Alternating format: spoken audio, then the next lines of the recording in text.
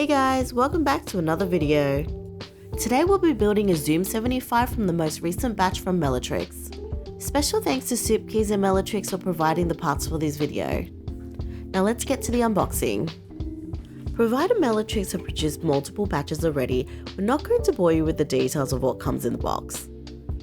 The Zoom 75 holds a special place for us, as it's the first keyboard that got us into the hobby. It had everything we were looking for in a custom keyboard, and it really set the standard for us. After almost a year of using the Zoom 75, we have yet to replicate the same satisfaction after reviewing so many keyboards. The building experience wasn't the easiest, but this also gave us the knowledge of what to expect when it came to group buying and assembling keyboards. And the satisfaction to finally completing the Zoom 75 was second to none. To this day, our preference for the sound and feel has remained with the Zoom 75. We've had a lot of time to test many other premium aluminium builds with different levels of sound dampening, and nothing quite hits the spot like the Zoom does with its deep and full sound profile. We really hope to see Bellatrix continue to raise the bar in build quality and innovation. Now let's talk about the stabs that Swagkeys have provided us today. The newly released Swagkeys Night Stabs V2. These were released last August.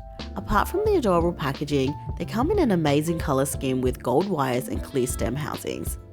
These stabs claim there is no balancing required. This is actually very true, as we did just that and just looped the wires and housings.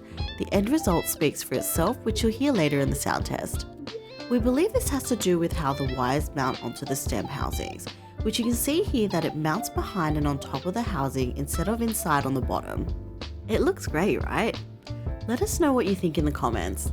Next up, we've filmed and edited the entire build for reference in case you're new or looking to consider buying the Zoom 75 in 2024.